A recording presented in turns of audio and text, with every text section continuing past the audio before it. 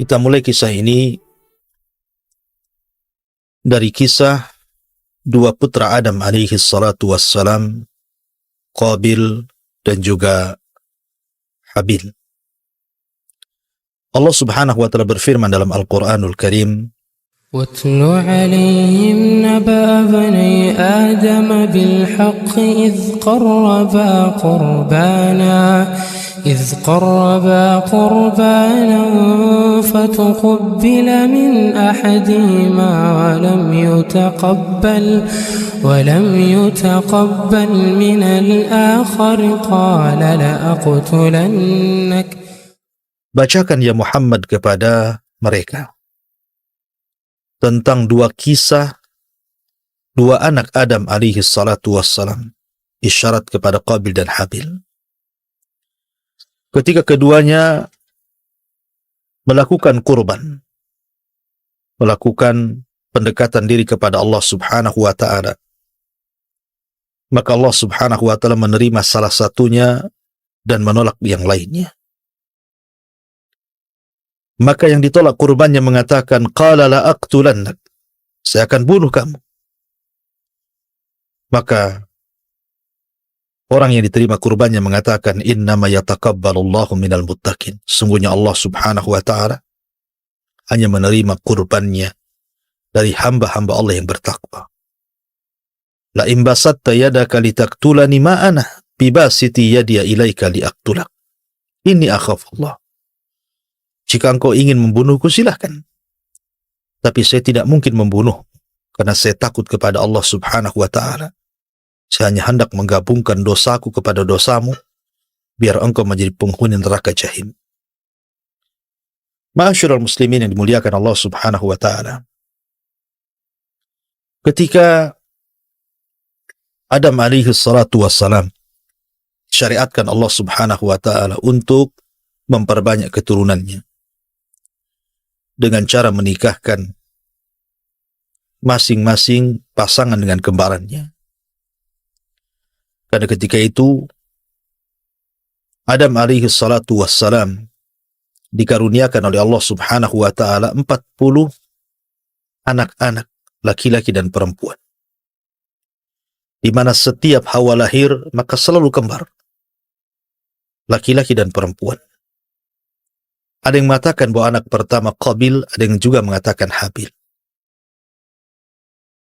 Lah ketika Adam alaihi salatu wassalam baru memiliki dua keturunan, Habil dan Qabil, dan keduanya kemudian diperintahkan oleh Adam atas perintah Allah untuk menikah silang, maka akhirnya kemudian Qabil pun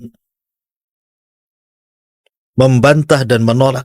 Alasannya karena kembarannya jauh lebih cantik dibandingkan kembaran Habil. Tapi itulah perintah Allah subhanahu wa ta'ala. Harusnya setiap perintah, walaupun isinya ada sesuatu yang kita tidak suka, maka kita wajib untuk mengamalkannya. Karena bagaimanapun Allah berfirman, wa asa an takrahu syai'an wa huwa khairul lakum. Terkadang apa yang Anda anggap buruk, rupanya sebuah kebaikan di hadapan Allah azza wa jalla. Tapi tentu berbeda dengan Qabil. Ketika itu syaitan yang memang sejak dulu ingin menyesatkan anak Adam karena dendam kesumatnya iblis terhadap Adam alaihi salatu wassalam, dengan sebab itu dia dilaknat dan diusir dari sorga, dan bersumpah untuk menyesatkan anak Adam. Dia ada peluang ketika mereka tidak sanggup kemudian mencelakakan Adam alaihi salatu wassalam di bumi, karena Adam alaihi salatu wassalam sudah menyesali dosanya akibat perbuatannya di sorga.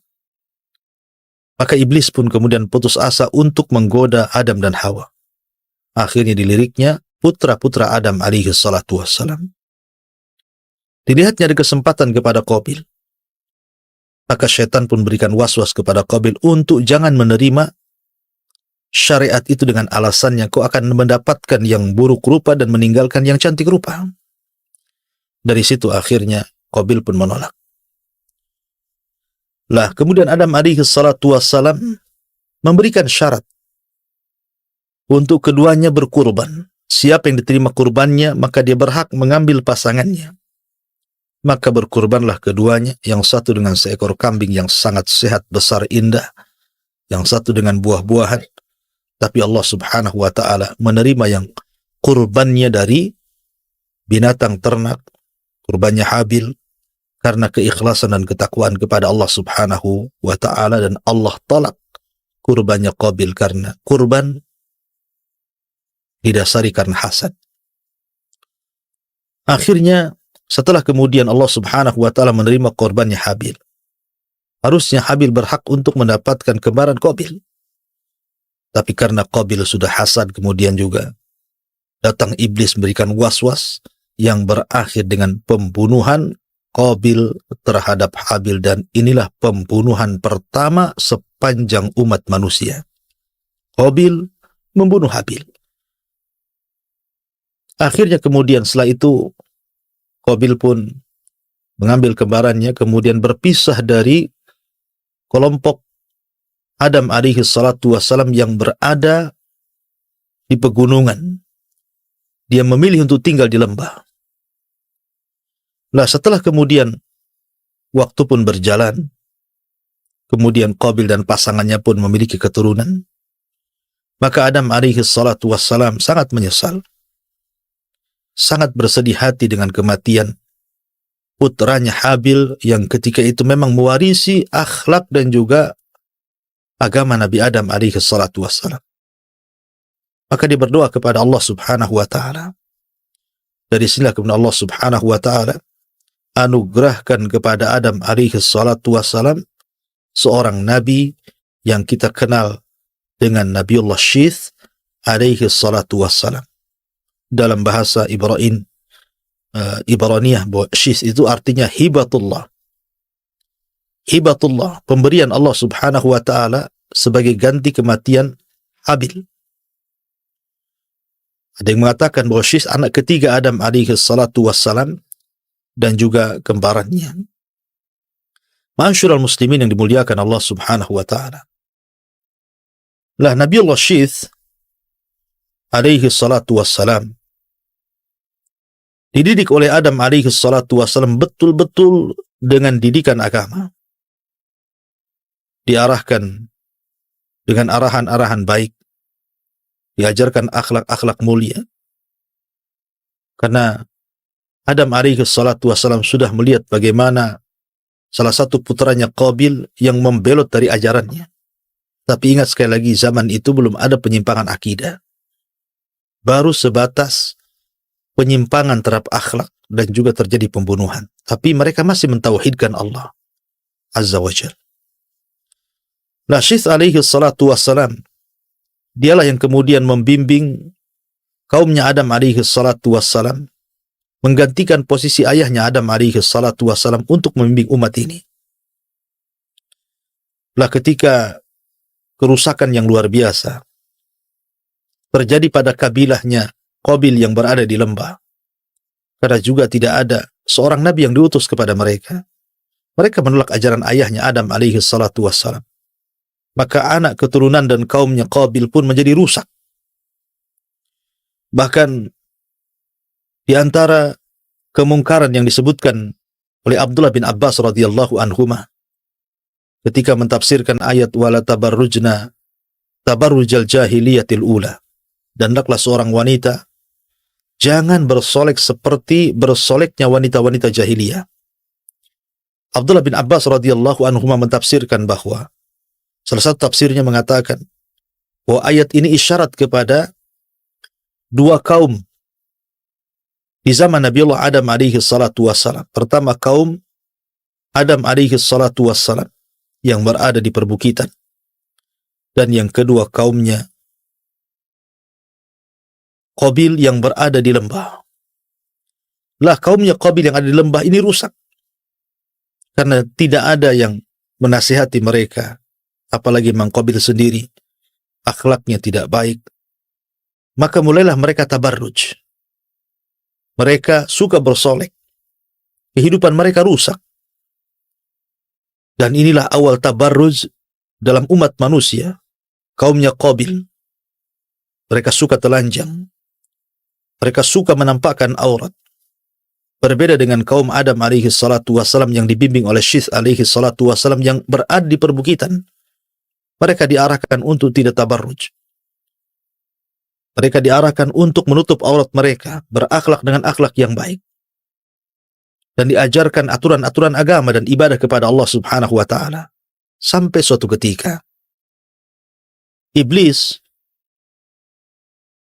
melihat peluang lagi. Setelah meninggalnya Adam alaihi salatu wassalam, kemudian berkembangnya kaum Qabil itu, Iblis datang. Menyerupai seseorang, kemudian ingin bekerja di salah satu kebun dari salah satu kaumnya Qabil yang ada di lembah tadi. Kemudian mulailah Iblis mengajarkan kepada mereka musik-musik dan juga lagu-lagu yang tidak ada faedahnya untuk memalingkan di jalan Allah subhanahu wa ta'ala. Maka diciptakanlah sebangsa seruling. Kemudian ditiupnya. Makanya kemudian Nabi SAW mengatakan bahwa mizmar, seruling itu adalah suara syaitan. Ya.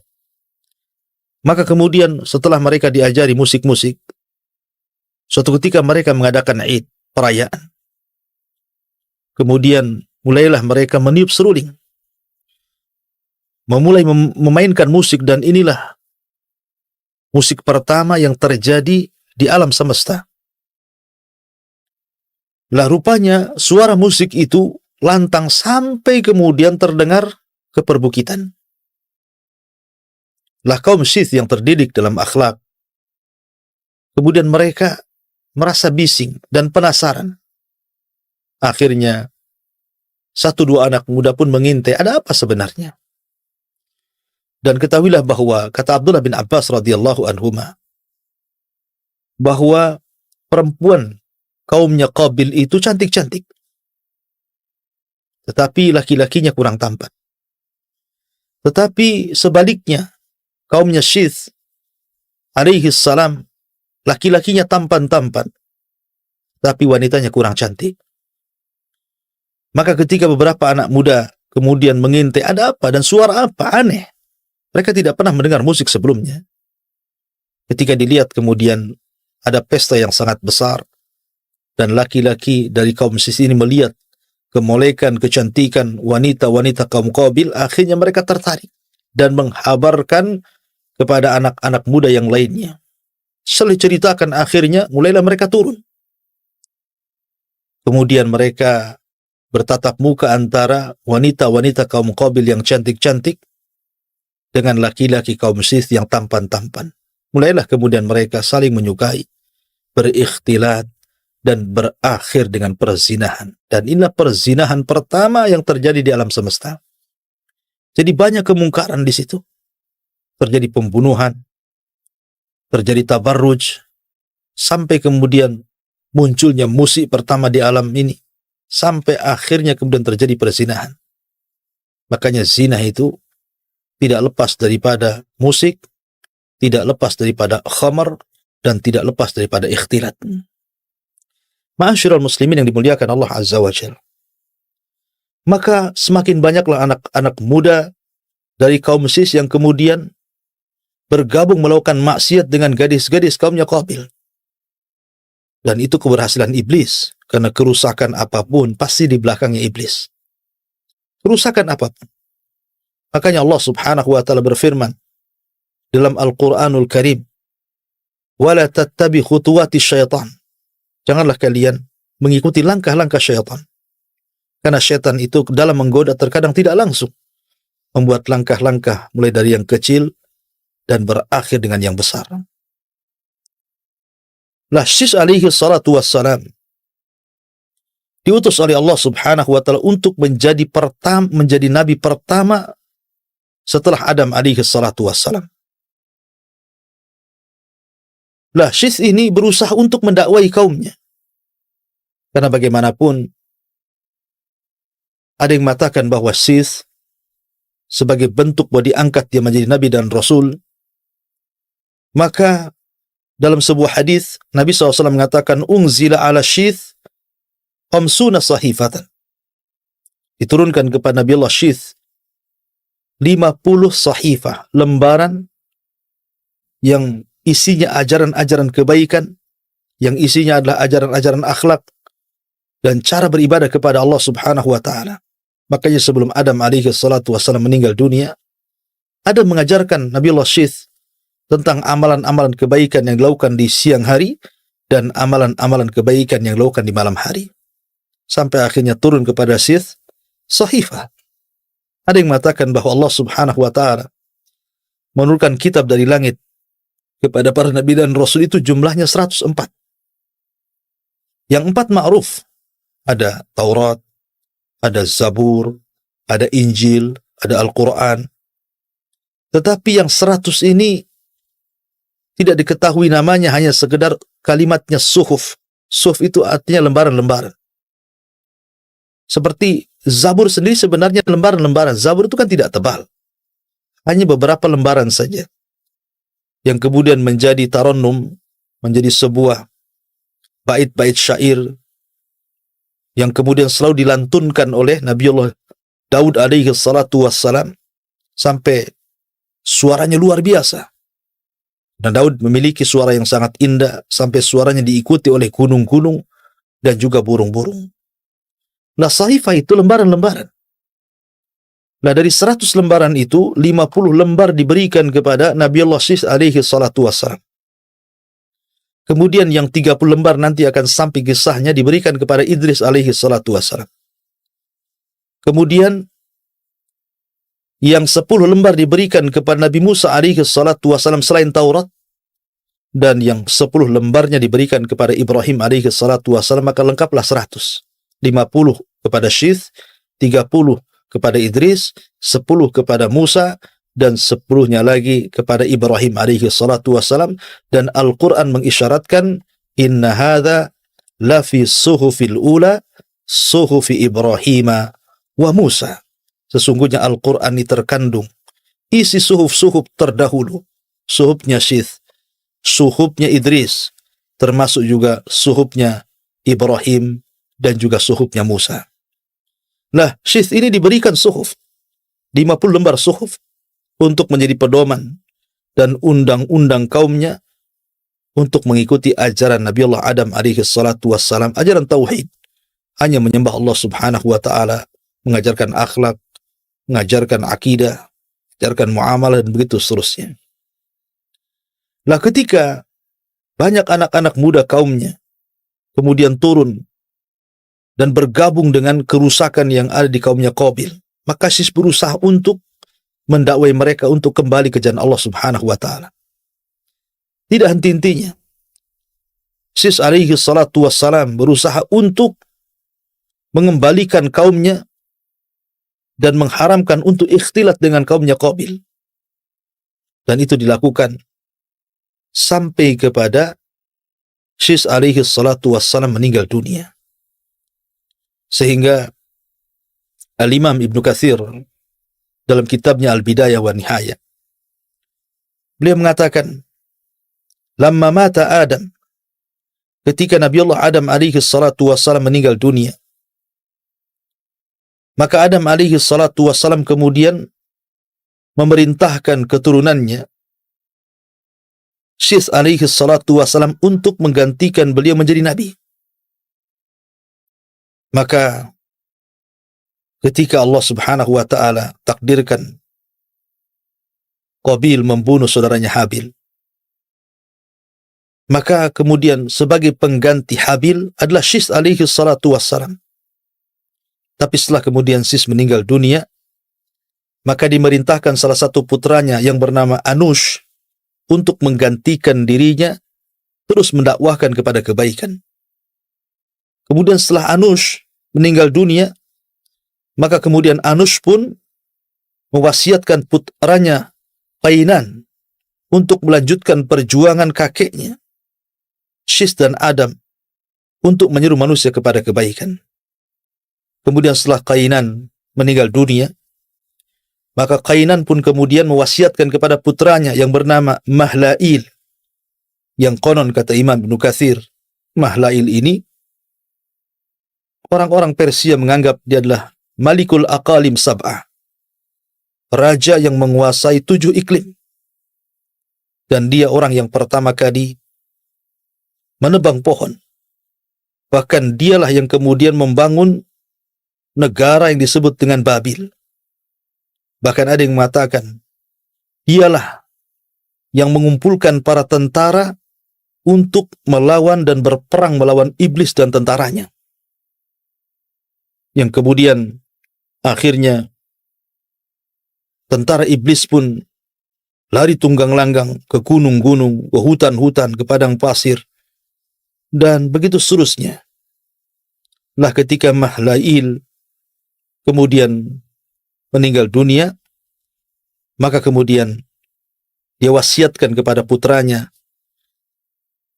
yang dikenal dengan Idris alaihi salatu wassalam.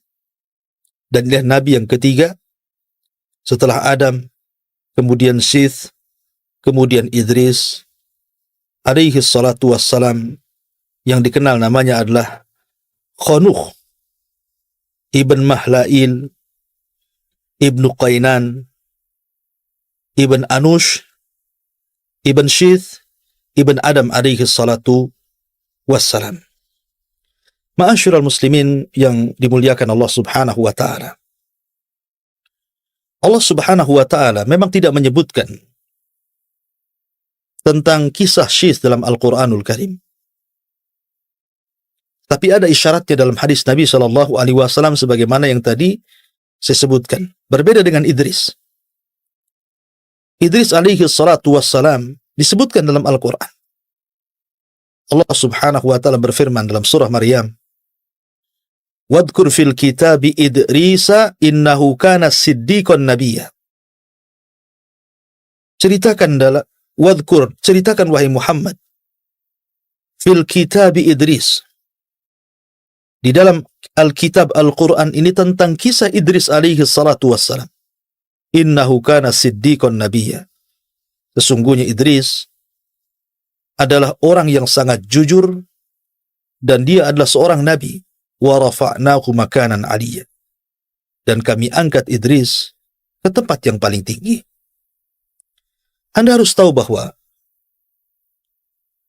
Allah subhanahu wa ta'ala ketika mengutus para nabi dan rasul itu cukup banyak berdasarkan hadis Abi Dzar yang bertanya kepada Nabi SAW tentang jumlah para nabi dan juga jumlah para rasul. Sehingga Nabi SAW menjelaskan bahwa adadul anbiya, jumlah para nabi itu 120.000 dan jumlah rasul itu 315. Tetapi Al-Quranul Karim tidak menyebutkan semuanya. Walaupun demikian kita harus beriman kepada para nabi yang disebutkan dalam Al-Quran yang jumlahnya 25 nabi dan rasul, ataupun yang tidak disebutkan dalam Al-Quran yang jumlahnya 120.000 nabi dan 315 rasul. Dan itu akidah ahli sunnah.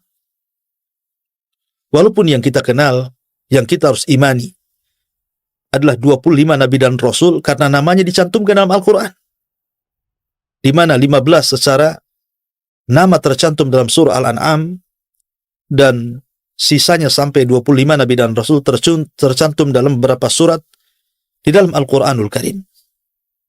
Lah para nabi ini ada yang dikisahkan secara utuh, detail, lengkap, seperti kisahnya Nabi Musa alaihi salatu wassalam, dan itu kisah terbanyak sampai Allah sebutkan 133 lebih tentang kisah Nabi Musa dalam Al-Quran. Dan itu kisah paling detail dalam Al-Quran, kisah Nabiullah Musa alaihi salatu wassalam. Kemudian juga kisah Ibrahim alaihi salatu wassalam, cukup detail. Sebutkan masa remajanya sampai kepada masa tuanya.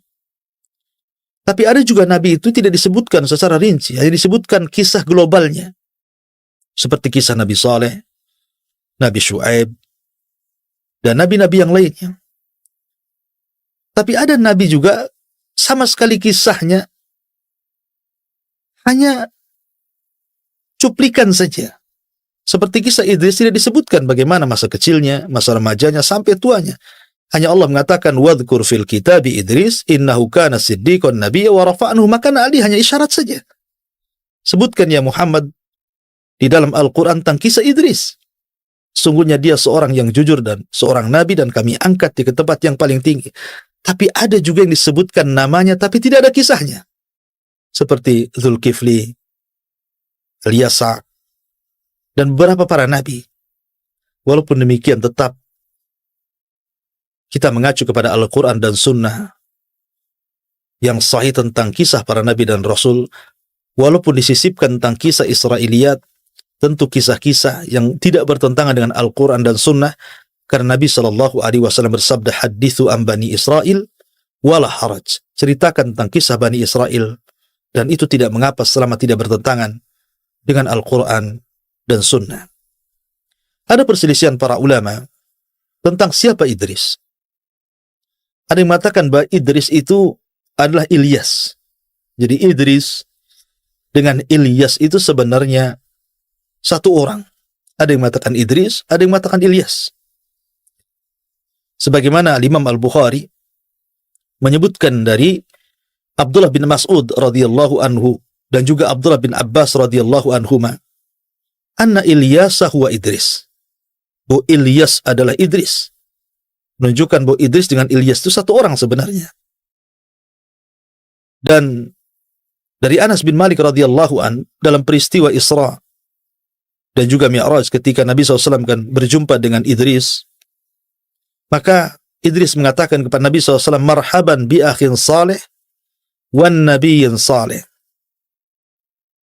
Selamat datang wahai saudaraku yang saleh dan nabiku yang saleh. Dan dia tidak mengatakan seperti yang dikatakan Adam dan Ibrahim, mengatakan marhaban bin nabiyyin salih wal ibni salih. Selamat datang wahai nabi yang saleh dan anakku yang saleh. Maka ini juga cerita bahwa Nabi SAW berjumpa dengan Idris. Dan ada yang mengatakan sekali lagi bahwa Idris adalah Ilyas, tetapi pendapat yang kuat wallahu alam bahwa Ilyas sendiri dan juga Idris sendiri, dan itu yang dikuatkan oleh Imam Ibnu Katsir rahimahullahu taala, wa anna Ilyas laisa huwa Idris, bahwa Ilyas itu bukan Idris. Ilyas sendiri, Idris sendiri, artinya Ilyas ada kisahnya, Idris juga ada kisahnya yang sekarang sedang kita ceritakan. Ma'asyiral muslimin yang dimuliakan Allah Azza wa Jalla, sebenarnya Idris itu dilahirkan ketika Adam alaihi salatu wassalam masih hidup. Ada yang mengatakan ketika Adam berusia cukup tua, di mana Idris berjumpa dengan Adam itu sekitar 120 tahun sebelum meninggal Adam alaihi salatu wassalam. Ada yang mengatakan 308 sebelum meninggalnya Adam alaihi salatu wassalam, Idris lahir. Artinya bahwa Idris masih berjumpa dengan Adam alaihi salatu wassalam. Karena Adam itu juga diberikan usia cukup panjang. Ada yang mengatakan usianya 1000 tahun, tapi kemudian dikurangi menjadi 960 tahun, karena yang 40 tahunnya diberikan kepada salah satu umatnya yang sangat menakjubkan Adam dalam mimpinya, dialah Daud alaihi salatu wassalam. Nanti akan sampai kisahnya. Tapi yang jelas bahwa Nabiullah Idris alaihi salatu wassalam diberikan oleh Allah subhanahu wa ta'ala kecerdasan. Maka disebut Idris dari kalimat dirasah. Karena di antara keistimewaan daripada Idris alaihi salatu wassalam, di mana dia awal man khatta bil qalam, bahwa dia adalah nabi yang pertama kali mencatat dengan pena. Jadi dia orang yang pertama kali mencatat dengan pena. Dan juga diberikan ilmu yang luas dan luar biasa. Dia suka membaca. Lah Idris alaihi salatu wassalam ketika melihat kemungkaran dari kaumnya Qabil yang semakin hari semakin rusak kondisinya, maka Idris pun kemudian mulai mengumpulkan kaumnya, kemudian mengajak berjihad untuk menumpas kemungkaran yang ada pada kaumnya Qabil. Dan dialah nabi yang pertama yang melakukan jihad, nabi pertama yang menawan, dan nabi pertama yang mengambil harta rampasan perang. Tetapi harta rampasan perang sejak zaman Idris alaihi salatu wassalam sampai Nabi Isa alaihi salatu wassalam belum dihalalkan. Jadi mereka hanya mengambil harta itu, kemudian diserahkan kepada Allah Azza wa Jalla dengan cara diletakkan di bukit-bukit dan gunung-gunung. kemudian akan datang api yang menyambar. Kalau seandainya harta itu disambar api, dilahap api, kemudian hangus dan habis, menunjukkan jihadnya diterima. Artinya jihadnya karena Allah subhanahu wa ta'ala. Tapi kalau sebaliknya, maka jihadnya masih dipertanyakan keikhlasannya. Tapi di zaman Nabi SAW, harta rampasan perang itu dihalalkan untuk dimanfaatkan. Makanya Nabi SAW mengatakan, wa uhillat liyal ghanaim, dihalalkan kepadaku untuk memanfaatkan harta rampasan perang. Maka Nabi SAW berhak mendapatkan 1/5 dari harta rampasan perang, khumus. Ma'asyiral muslimin, para pemirsa Kiswah TV yang dimuliakan Allah subhanahu wa ta'ala, maka Idris alaihi salatu wassalam berusaha untuk memperbaiki kondisi, berjihad melawan kemungkaran. Dan siapa yang tidak ikut ajarannya ditangkap dan jadi tawanan. Dan hartanya dirampas. Akhirnya, setiap hari banyak orang yang sadar kembali ke jalan yang benar. Dari situlah maka Allah subhanahu wa ta'ala menghadiahi Idris bahwa dia setiap hari amalannya akan diangkat sebanyak umat yang didakwahinya. Maka Idris alaihi salatu wassalam pun kemudian meminta kepada Allah subhanahu wa ta'ala untuk ditangguhkan usianya. Setelah dia mendapatkan kabar, dia mendapatkan pahala sebanyak kaumnya, kebaikan kaum yang dakwahinya, maka dia ingin diperpanjang usianya supaya makin banyak lagi kebaikan yang akan diangkat ke hadapan Allah subhanahu wa ta'ala. Ada juga kisah tentang kematian Idris alaihi salatu wassalam. Ketika Allah subhanahu wa ta'ala berfirman, wa rafa'nahu makanan aliyya, kami angkat Idris ke tempat yang tinggi. Maka ada kisah Israiliyat bahwa ketika Idris alaihi salatu wassalam, sebagaimana dikatakan oleh Ka'ab al-Akhbar, ketika Allah subhanahu wa ta'ala mewahyukan kepadanya bahwa dia akan mengangkat setiap hari pahala seluruh amalan Bani Adam.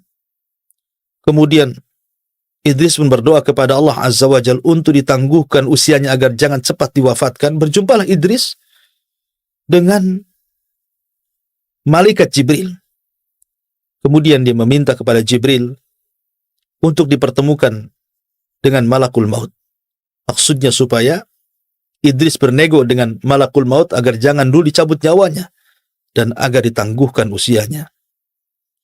Maka kemudian Iblis pun diangkat oleh Jibril ke langit. Kemudian sesampainya di langit yang keempat, tiba-tiba malakul maut sudah menunggu di situ. Jibril pun heran kenapa malaikat maut sudah ada di situ.